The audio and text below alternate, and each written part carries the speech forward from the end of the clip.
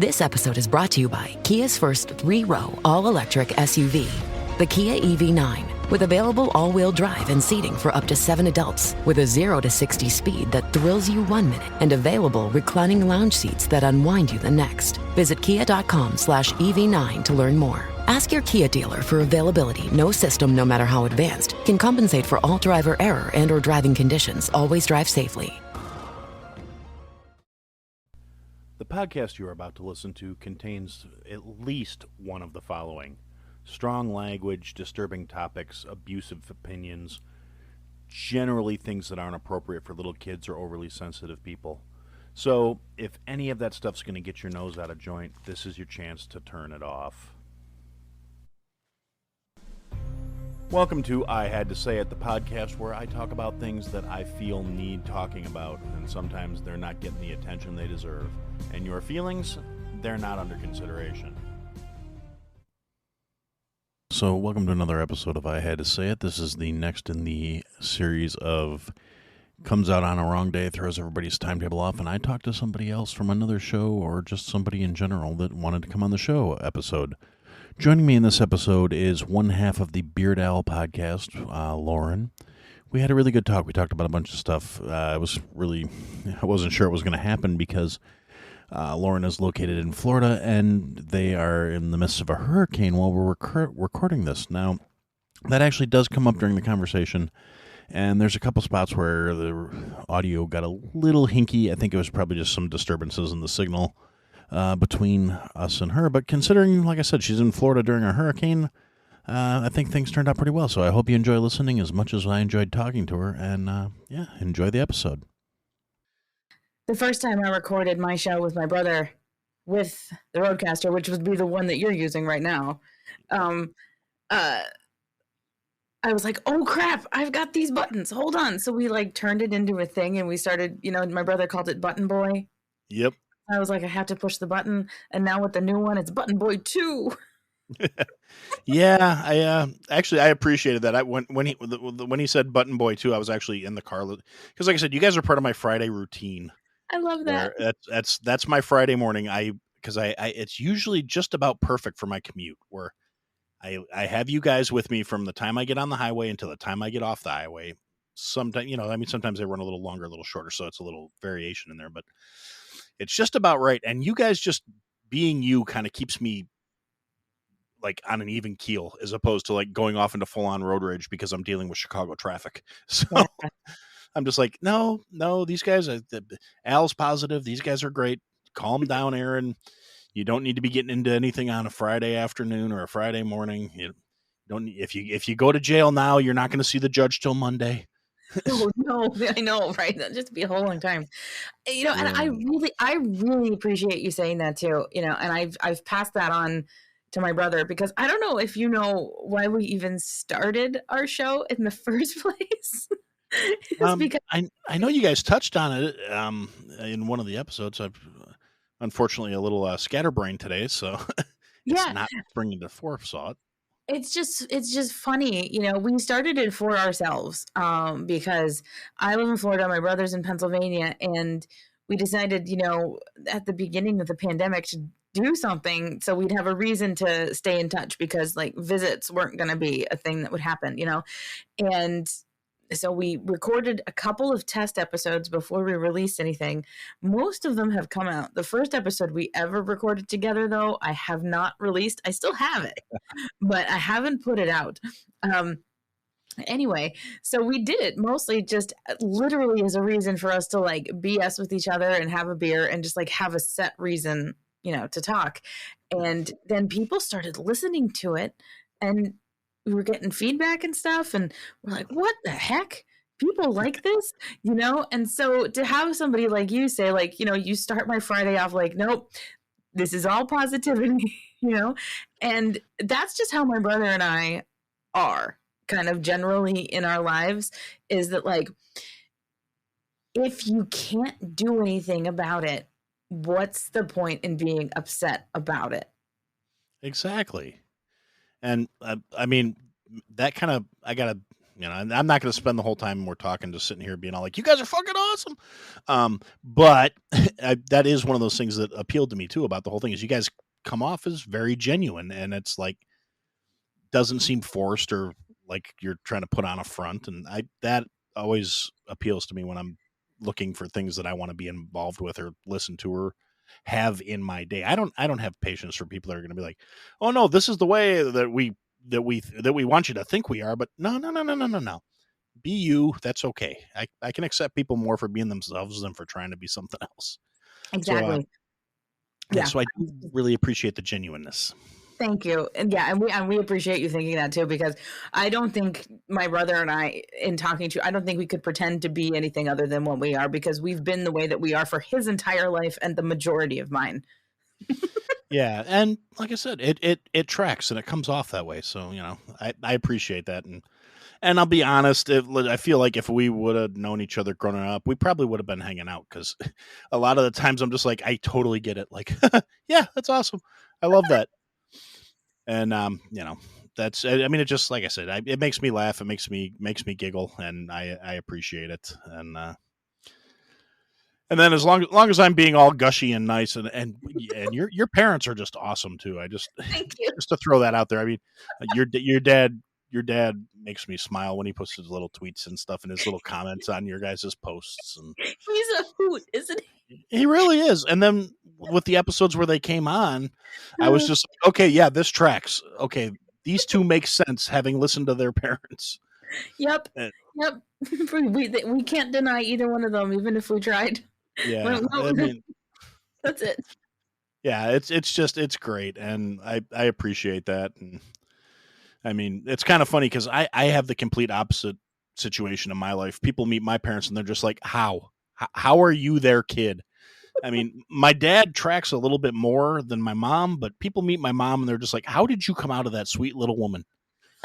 You giant arrogant jackass. And I'm like, it's not that I'm arrogant. I'm just kind of a putz. I don't think I'm all rainbows and unicorns, okay? But I guess you could say that I'm a positive realist. I get that crap is going to happen, and crap does happen. Like, I had a real crappy day yesterday, but I feel like the fact that I try to, even if there's like a tiny positive thing, I try to like put my focus on that, even though everything is crappy. Like yesterday, stuff happened at work. Then we've got this hurricane that's supposed to be coming through, and so that's in the back of my mind. And just like one thing after another started going on, and then I took my dog to the groomer, and I'm wearing my Weird Al shirt as I do. And one of the girls at the grooming place was like, "Oh my God, I love your shirt. I love Weird Al." So we got talking about that. Then one of the other girls at the grooming place looked at me and she goes, "Oh my God, I love your hair." And I'm like, "Thank you." And so like those were two tiny little positive things from my day yesterday. And so I kept trying to like get myself to remember that, like, no, but you made people smile today and people complimented you and like good things happened today, even though other stuff was crappy. Yeah, and that's good. That's like I said, that's admirable in my book. That's I as much as I kind of paint myself as like being sort of a fatalist, I guess is the right term for it, or at least it used to be. I don't know. I used to be smart. I don't know what happened, but the I generally I do try to focus on the positive. I just feel I feel some sort of weird obligation to call out the stupid. So Oh, you're so right. some people interpret that as being negative. Yeah. Well, like calling out when things are dumb doesn't I like a lot of people can perceive that as negative, but like I don't. That's the realist part of it. Like call a spade a spade. Like call the thing what it is. Like if something is dumb and shouldn't be happening and should logically be happening some other way, then call it that. Can I talk about this hurricane? You can talk about anything your heart desires. This is an Oh, open forum. I hate the term safe space, but it's a judgment-free zone. okay. It's like Planet Fitness. Okay. I stopped Kind of. going to that gym because I outlifted the Planet Fitness, so I have to go to a better gym. Well, see, that's admirable. I stopped going to Planet Fitness because I don't remember why. Uh, I need to go back to Planet Fitness. I used to go there and terrorize the young people though, Mm. because even though I'm kind of doughy these days, I used to be really strong and I can still move a decent amount of weight and I've got legs like tree trunks. So I can still leg press like 700 pounds. Oh man. Well, okay. Well, you got me a little bit there.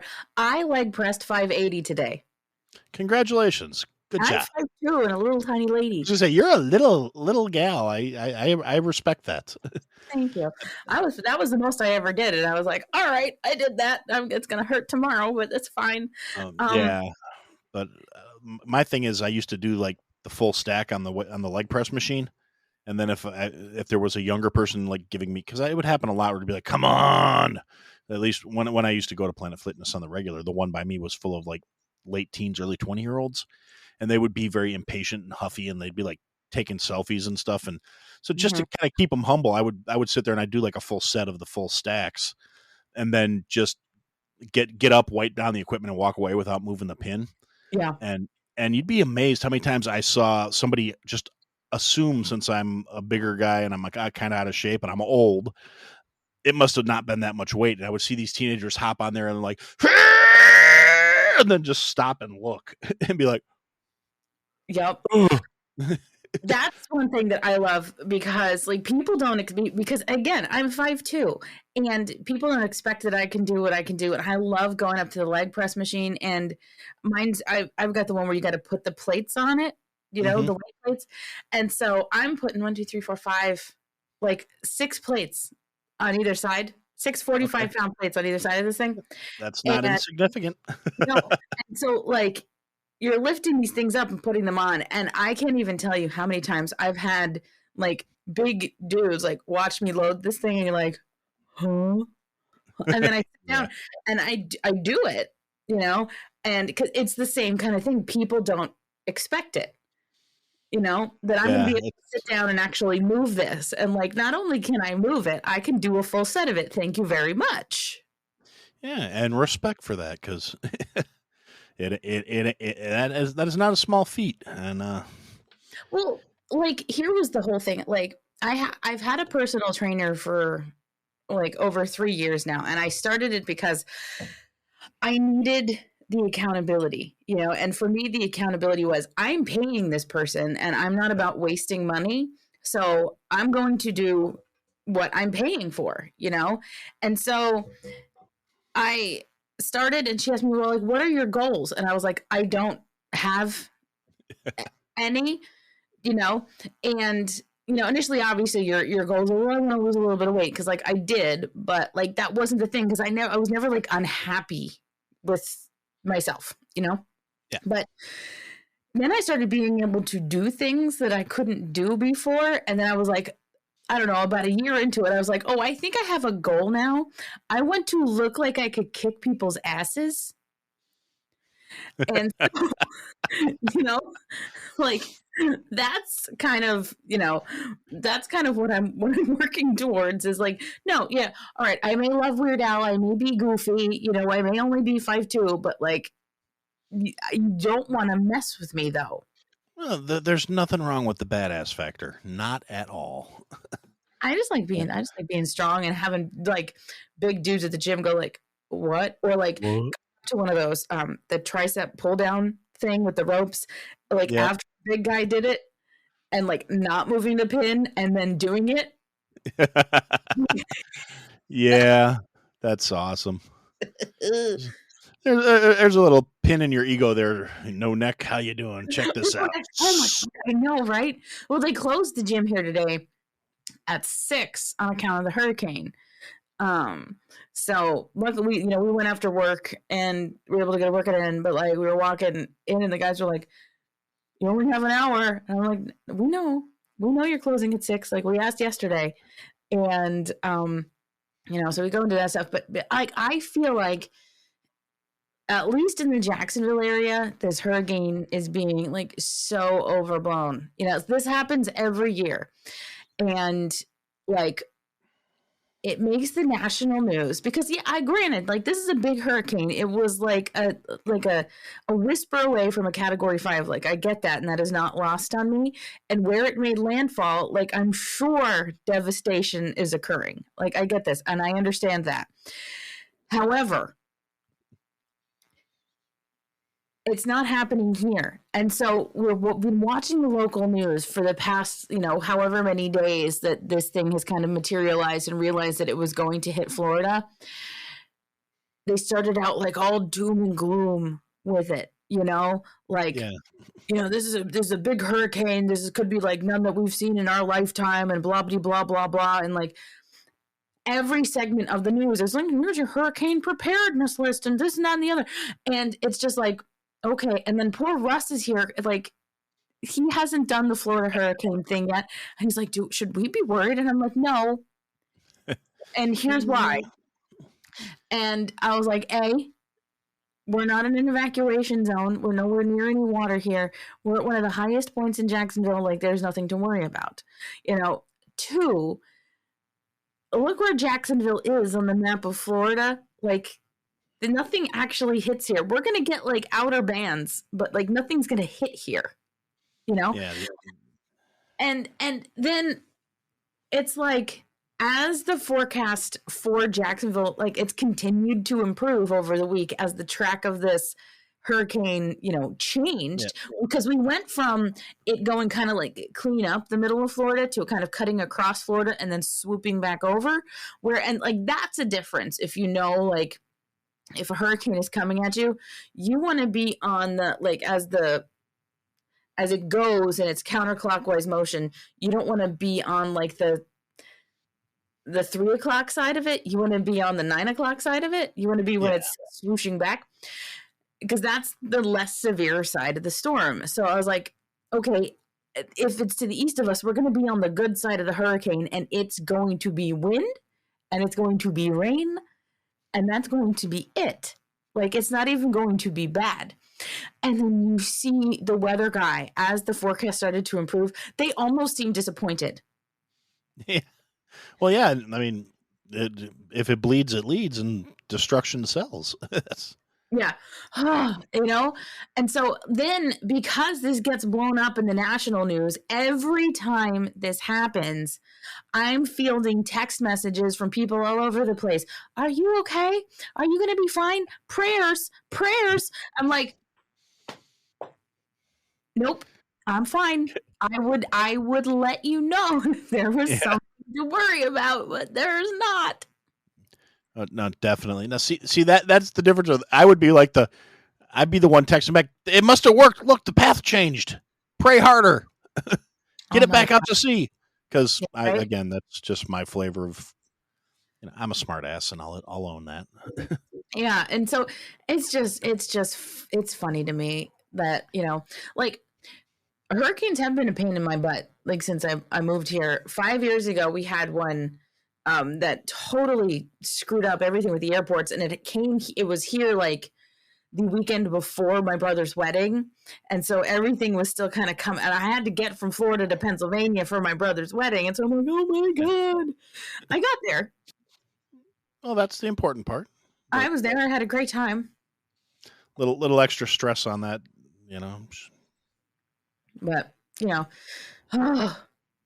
only thing that I'm not even like concerned is that we've got a lot of trees in the backyard, and we're a relatively new homeowner, just got the house in April, and so this is my first hurricane season with these particular trees, and I really haven't had the opportunity to have like tree people come and you get the assessment of like, are these going to fall through my roof, or can I have them trimmed back, or yeah. So, I got to deal with that, but, home ownership is what it is. Indeed. Yeah, obviously being in the Midwest here, I don't have to really worry about the hurricanes. We do get tornadoes through here. Yeah. But I'll admit I have some issues when it comes to tornadoes because there's something wrong with me. They don't bother me at all. When I was a kid, I grew up with like Lake Michigan in my backyard. Okay. And like literally, and because of the positioning of where we lived, the odds of a tornado actually touching down where I lived were extremely slim. Plus, my house was actually built into the side of a hill. So Mm. we would technically be like underground, and we could still look out the back door and watch the tornado blow out over the lake. Oh, wow. And that created actually these really cool like water spouts and stuff up in the middle of the lake. You'd see Yeah. like a 5-story tall tower of water coming up out of the lake when the tornadoes would start to touch down on the water. And it was really cool. So as a kid, this shaped me where it's like I hear tornado and I'm like, oh cool, I want to go watch. And I have that like Midwest putsy dad thing where I'm like, I'm gonna go look at the storm. You guys go in the basement. Mm-hmm. And so Fair point. That's a fair yeah, point. Yeah, I do get a kick out of, like I have a hard time grappling with like my sense of self-preservation and my sense of liking to see cool stuff, you know? yeah, Like Russ's son was visiting here the end of August, so before school started for him, and I took him to the beach because kid had never gone swimming in the ocean. 16, never gone swimming in the ocean. So I was like, well, dude, I'm going to take you swimming in the ocean. So we went down to the beach. We got tacos for lunch, and then we went to the ocean. And we're having a great time. He's like giving the people's elbow to the waves, like the rock. And he's like, look, it's the people's elbow. And I'm like, oh, you're funny. And then I see this like line of like the darkest clouds, coming yeah, from, inland out towards the beachway. And like he's having such a good time. And I was like, we should probably go though. yeah. And he's kind of laughing at me, and he's like, no, like it's fine. I was like, no, but we should probably go. And so we're walking off the beach, and they have those little stations where you can like rinse your feet off before you get into your car at the beach. Yeah. So we're doing that, and lightning is starting to hit around. And like, I'm like, I've got my foot in this water, and like, I'm going like, like, and he's still laughing at me. And I was like, no, dude, like, we gotta get to the car, and we gotta go. So we get to the car, and we go. And as we're heading back to the house, we see fire truck after fire truck after fire truck heading towards the beach. And he's like, what do you think happened over there? I was like, something got struck by lightning. I'm sure of it. So we get back here, we put the news on, a house caught fire because it got struck by lightning like 2 blocks from where we were at the beach. And I was like, I told you, I wasn't screaming for nothing. Yeah, like, no, it's the whole teenagers thinking they're indestructible thing is fun. Yeah. I had to go through that one. My kid is a young man now. He's 23. So I had to math there for a second. But yeah, and yeah, I remember those days though. There was just like particularly not so much him. He's more the like when people first meet him, they think he's more quiet. I mean, not that he's a quiet guy, but it's just you got to pay a little bit better attention to pick up what he's saying and doing. But he very much is that little like jab when it comes to his, because he's got a couple friends that they're good kids, but just dumber than a box of friggin' hammers. Yep. And he was always kind of the one that was like sitting back going, I don't think it's a good idea, but I'm not going to stop you either because that sounds like it's going to be funny. And yeah. There has to be, because like, no, I wasn't a bad kid, but like here, like the Cliff Notes version, straight A's, I was in marching band, all this, that, and the other. I was in symphonic band, no judgment here. Right, I was in that too. I was in all the, if there was a band to be in, or orchestra or anything musical at school to be in, I was in it. We didn't have marching band in my school, but I was in theater. I was in a couple musicals, a couple of plays. I was a madrigal jester. Oh, beautiful. And so like you get this, you understand this, so you know what I'm talking about. Well, I was out one evening when I was in high school with my band buddies, and like I was always the girl that hung out with the boys in in band. So like my friends were the guys in band. And so I'm hanging out with like our lead trumpet player, our lead trombone player, I think the guy on the tuba, and then it was me. I played clarinet. And so like we're all out in the one guy's like Volvo station wagon, and we're just driving around the city. And we had come from the one guy we were rehearsing for like a charity thing. So we were rehearsing in a church basement because I was playing the piano for this. And the church basement, you know, it had like the rec hall that, you know, like the churches have. So there's a kitchen attached to it. So we go into this church kitchen, and for some reason there's a shit ton of butter. And so I was like, I'm going to grab a pound of butter. So I took a pound of butter and I just kind of put it in my bag. And then we finished our rehearsal and we're driving around town, and we end up on campus of a local university, which just so happened to be the university that I ended up going to, but I wasn't there at the time. And so we're on the main crosswalk, like between the student union building and like some of the other campus, and there's a sign that says like watch for students. At that point, like as we're stopped, like slowed down, watching for students, I pull this pound of butter out of my purse and I throw it at the road sign. And I was like, I didn't even think about it. And then we just kept going. And then one of the guys was like, did you just throw a pound of butter at that sign? And I was like, yes, I believe I did. Why? I don't know. I don't know. Why not? I was basically like, why not? What are they going to do? It's butter. Yeah. I don't know. I had a Cavalier station wagon. That sounds like the only thing that would be different with me and my friends doing that sort of thing. But yeah, I can completely identify with that. Oddly enough, I'll tell you a story for Aaron's story. My senior year of high school, for the senior year madrigal thing, it's a pretty big deal in my hometown, where it's like an inter school thing.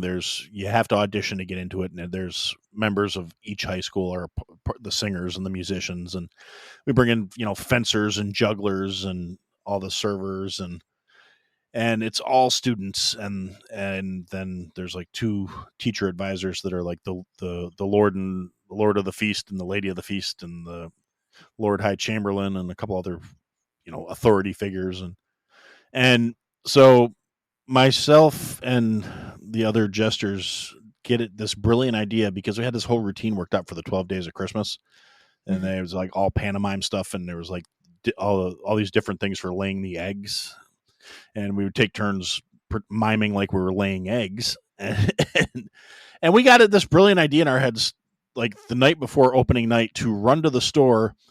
And I had a friend of mine that was working at a grocery store, and we go running into the store, full jester gear, you know, robes, hats, bells, slippers, face paint, the whole shebang. And all of a sudden there's a crew of a half a dozen jesters come running into the store. We load up with like 12 dozen eggs, and we get the eggs, and we're back out the door. And I you know, like we just loaded up and left.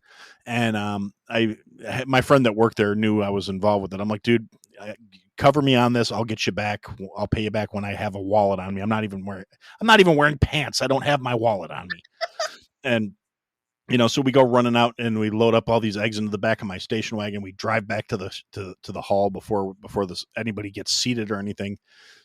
And we proceed to strategically hide eggs all over the dining hall, under chairs, inside a French horn. And we got all of this done before anybody else was in the building. So we thought we got away with it. And they did not hesitate to guess where these eggs all turned up from. Like, let's see, there's eggs scattered throughout the entire place. And they were like, you better tell us where everything is hidden right now before people start showing up. It's like, but good sir, pray thee, I do not understand what thou speak of. Like, cut the shit, Aaron. Where are the eggs? I'm like, well, there's a couple inside the French horn. There's two inside the bass bassoon or bass clarinet. Oh, God. Had to itemize where we hit 144 eggs around the building. That's gross. Yeah, it was. It's gross. it was fun. We didn't get in any real trouble. They didn't like kick me out or anything. But what could you do? It was opening night. You can't train a new jester in just one day. So No, no, you can't. That's absurd. yeah, I mean and it was like I said, it was a good time. But yes, I totally understand the random act of just shenanigans with food. And there's no reason for it, you know? Yep. Like there's No. absolutely no reason for it. We had the marching band room at my high school had a closet off of it, but it was a pretty big closet. So like you could fit probably like 6 people in there with like chairs and stuff and all that. Anyway, long story short, we smuggled the TV and a Nintendo 64 in there. And so we'd play like Mario Kart and stuff. Like while the band teacher was teaching like music classes, we'd just like if we had a study hall, or we'd like skip whatever class we were in, and we'd go and like play Mario Kart. And she didn't stop us though. Like she'd like knock on the door and she's like, "Can you guys keep it down in there? I'm trying to teach a class." We're like, "Okay." You know, but like when I play Mario Kart, I am not quiet. Like I yell at people, like even to this day, because I'm a grown woman with a Nintendo Switch now, and I've got Mario Kart 8, and I'll play it, and like I will just like scream obscenities at these cartoon people on my TV screen. So that nothing's changed, you know. I mean, yeah, kids do weird stuff, you know, and I can't even imagine what kids today are doing. Like I teach college, right? And I don't even understand. Like I'm not that old, but I don't understand half of the stuff that's going on. Yeah, I don't either, and I don't know. I'm not quite that old yet, but I'm old enough where I get a lot of head shakes in there. I mean, technically, for having a kid the age I do, we're technically young parents, which I keep trying to like. Yeah, we're not over the hill yet. We're young parents, even though our kid's a grown ass young man, and okay, no, we're still kind of cool. No, I'm not. I'm so not cool.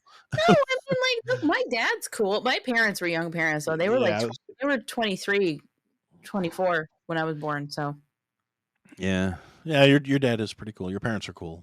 you know, I feel like, cool is a state of believing. And actually, to quote one of my favorite Weird Al songs, I don't need to prove I'm cool. Like, if you believe you're cool, then you are cool. So believe Very, it. very, very true. I do know actually I'm a lot cooler than a lot of my kids' friends' parents because his friends used to just love hanging out with us, and I'm like, you guys can go out and do other stuff. You don't have to hang around our house all the time. Oh no, this is awesome.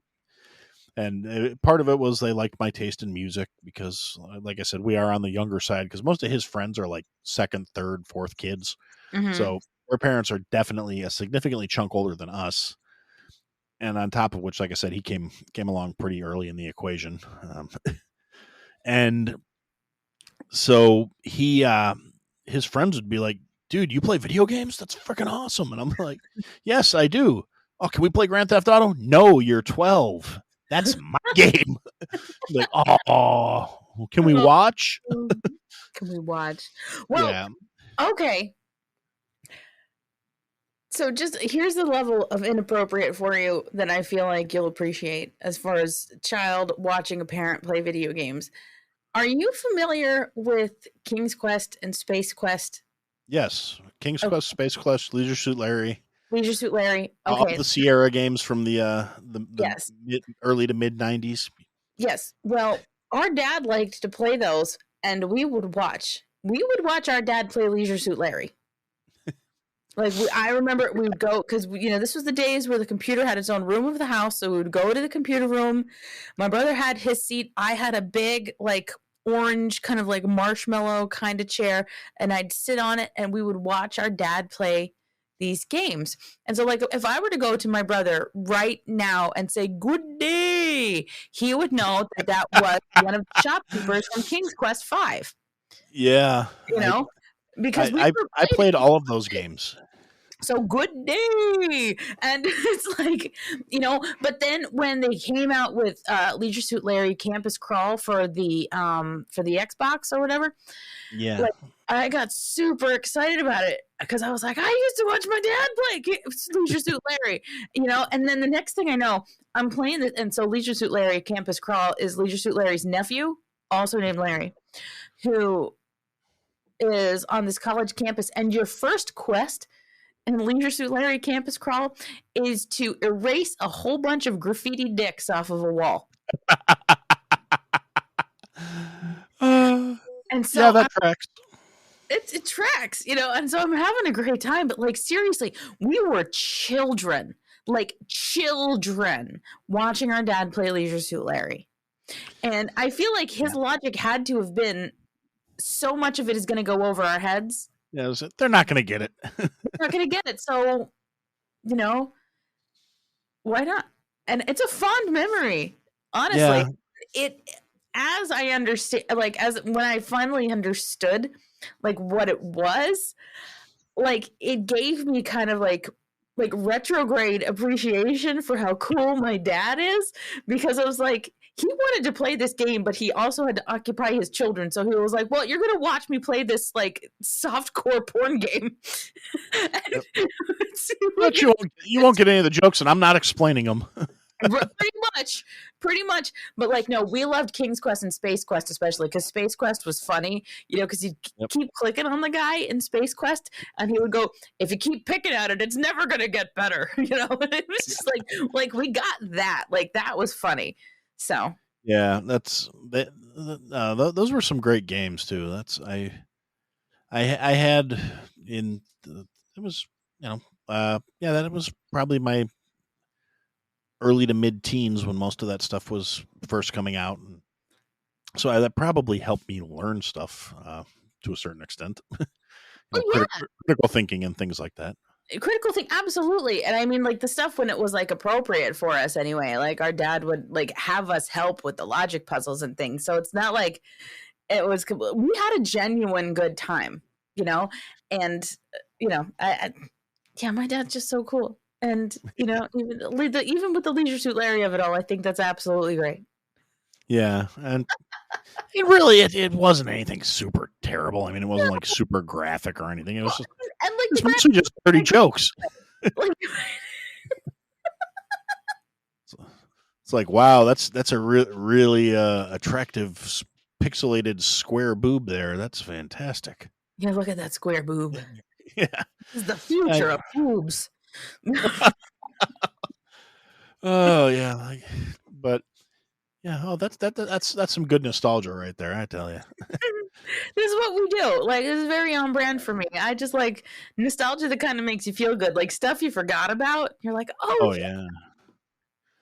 Yeah, just stuff I haven't thought about in forever, but yeah. I honestly hadn't thought about the whole egging thing until you brought up the butters. On a butter, yeah. Look at this. What do we need? We just need some bread and some cinnamon. We can make some French toast. Well, there you go. All right, yeah. A little splash of milk too. I like a little splash of milk. Yeah, you're right. You're right. Maple syrup. Yeah. Oh. Okay, I don't need to be thinking about a whole bunch of carbs before bed. That's bad, Aaron. No. I know. I'm sorry. Oops. Oh, that's okay. It's entirely acceptable. I just self-control, not my strong point these days. I understand. Yeah, I really don't need to be making French toast at 9:00 at night. My wife will be displeased. No, but hey, look at maybe you can make it. Make some tomorrow. Nah, that involves getting up too early. That's fair. Yeah. I like making French toast. It's it's not difficult. When if you have somebody around who doesn't realize how easy French toast is to make, and you say, "Hey, do you want me to make some French toast?" You don't have to go through all that. I was like, you don't realize how simple. No, it's all good. Give me 10 minutes. Exactly. This is so easy. Yeah, that's always fun too. With me, it's more just I'm not really functional in the morning before. I'm on the freeway before I'm actually coherent most days. I'm on autopilot from the time I leave my house until I hit the on ramp, basically.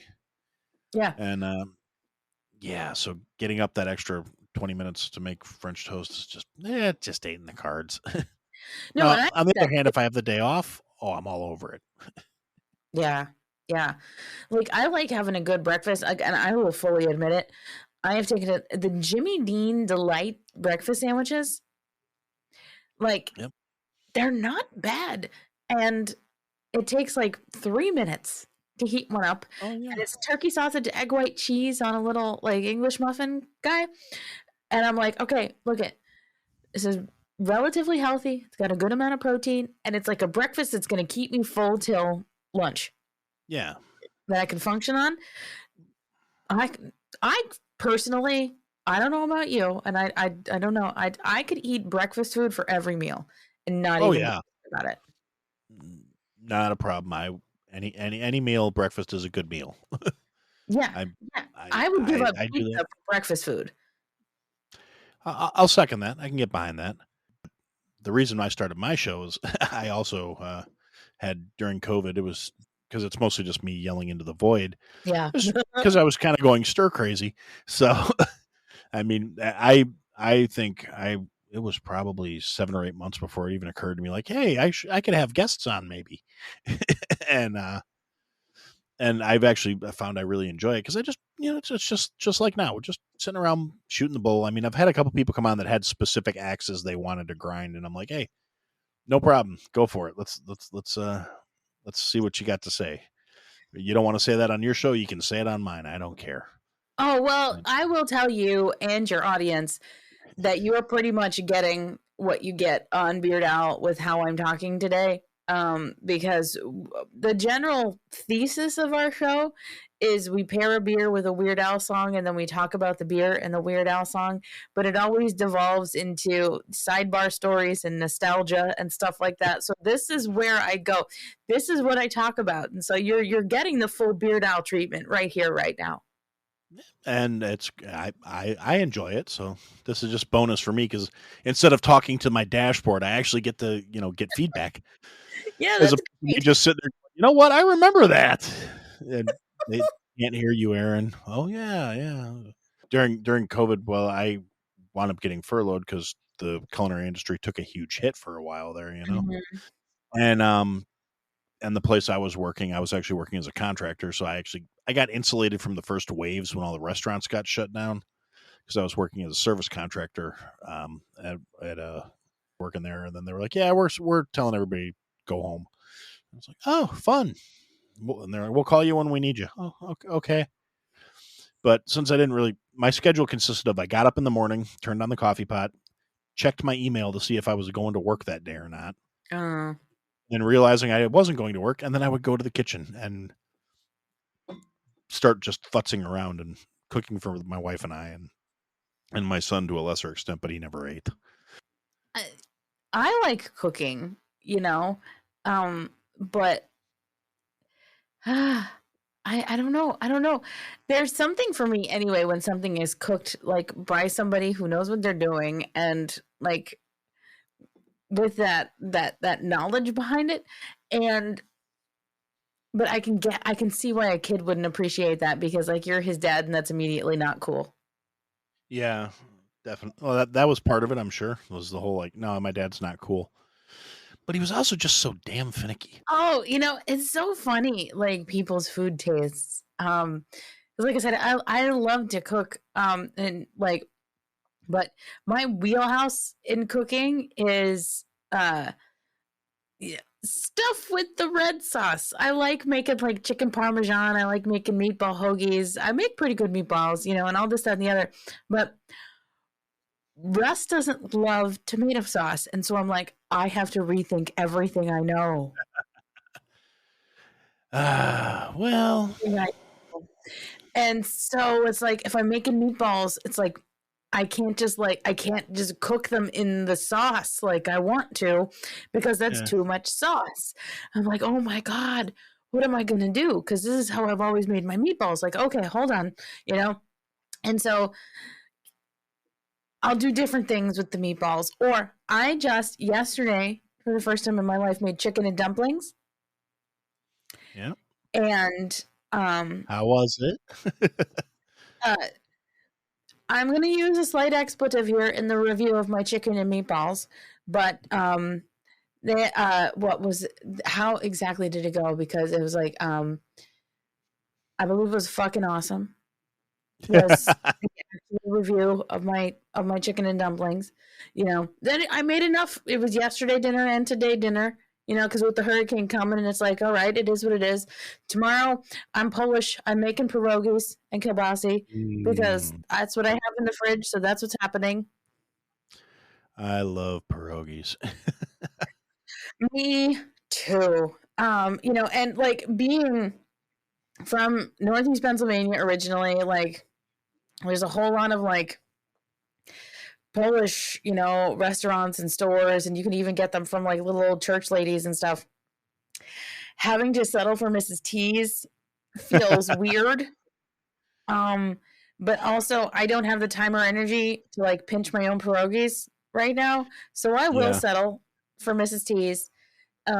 But it's also difficult with the kielbasi because I also grew up on getting kielbasi from, you know, like the Like an deli actual that knows what deli. they're doing when they're making kielbasi. Yeah. Um, and so like my cousin actually owns uh, a deli, like a meat prep thing. Like so they'll do like whole sides of beef and all this and the other, and they make kielbasi, but they're up in Pennsylvania. And so it's a pain in the butt to get him to send kielbasi down to me. But I found a kielbasi at the store that I'm like, this is okay. And that is the best I'm gonna get here without like jumping through a whole bunch of hoops. And so I was like, all right, I've got decent pierogies. I've got okay kielbasi. It's a step above Pepperidge Farm. I'm like, this is okay. And I know how to cook them. So the flavors are all going to be, I may not have like the best puzzle pieces to put this puzzle together, but I will zhuzh it up and it will be great That sounds because I'm very Polish. reasonable to me. That's completely. I mean, that's one of those things too. When I talk to people about things like that, and it's kind of funny how often people will get like apologetic, like, "Well, I'm not a chef, but," I'm like, "No, you're cooking with your ancestors guiding your hand. Don't complain. Don't apologize for that. That's authentic. That's not nothing to be, ashamed of or to blow your nose at. I love authenticity. I mean, you can go to all the schools, you can do all the training, you can do all the staging and all the working, you can go work in a Michelin star restaurant. That doesn't necessarily mean you're going to be the best at everything. And I will take a little old grandma any day of the week. And Mhm. yeah, Totally. There is something about food cooked with love, oh yeah, whatever it is. And you can't replicate that. It may not be technically perfect. There may be some things, quote unquote, wrong with it, but food cooked with love is the best food that you're going to eat. yeah, and I don't, and that's another one of those things like. I'll say to anybody in the culinary world, yeah, fight me. I'm not worried about it. You can taste the difference between somebody who cares about what they're doing and somebody who's going through the motions. You can be technically perfect, but if you don't actually Yep. have that passion for it and that care, it's still not going to be the same. And I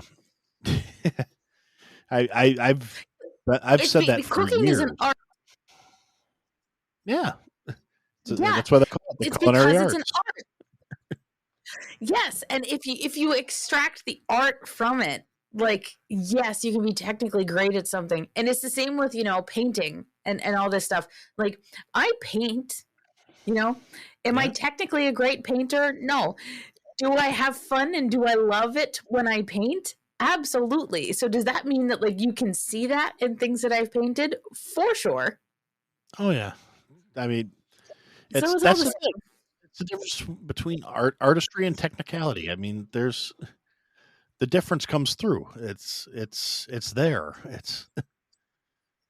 It's genuineness. I It's mean, the difference between taking things seriously and taking yourself seriously. exactly. That's a good tie-in right there. That's a callback. All right. Um, yeah, it's Woo. doing your thing or just taking yourself way too seriously. And I honestly, occasionally I do take myself a little too seriously, but Yeah. Yeah, you have to enjoy what you're doing in the moment. I mean, I mentioned that I teach, but like in my day job, I'm a marketing copywriter, and so I literally have to create creative things kind of on a schedule, which is madness. Um, but I have to let myself have fun doing it. Otherwise, I'm not going to make a good product, you know? And yeah, so I try to insert as many inside jokes for myself as I can in the stuff that I'm writing, or throw in puns where I feel like I can get away with them. Anything I can do to, insert my personality into it, I will do as much as I can get away with. And what I say to myself is the worst they're going to say is, well, tone this down and change this, because I know the bones yeah. of it are going to be fine. I just have to do what I need to do to make myself happy with it. And I've gotten way more stuff past people than I ever thought that I would. I'm like, okay, you're going to let that pun fly? I am here for that. Great. Yeah, I mean, and what do they say? You miss all the shots you don't take. So you know, I mean, I just take them at this yeah. point. I I'm mean, like, I don't get paid enough to care.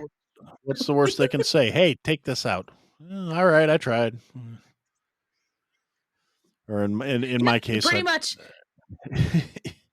yeah, My beverage is almost gone, and that usually tells me that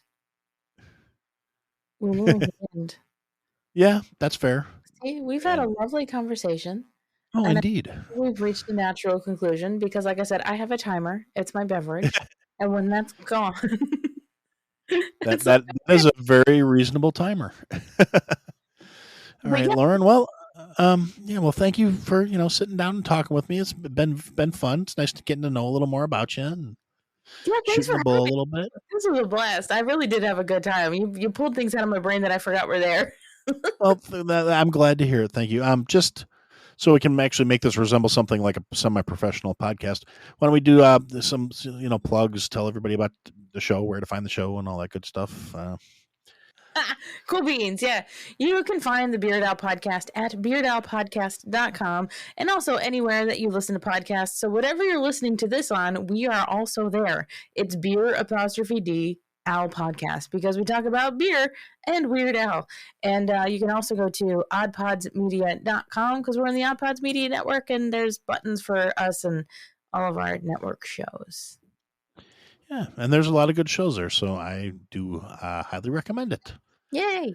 And yeah, so I guess that'll do her. And if you listen to the show for any amount of time, you know that I do have a merch store or two, and I don't generally push my merch because I don't feel comfortable hitting you guys up for money. But if you're listening to me on anything resembling a regular basis, you probably laugh at the same things I do. You probably think a lot of the same things I do. So why don't you go check out horribledesigns.com.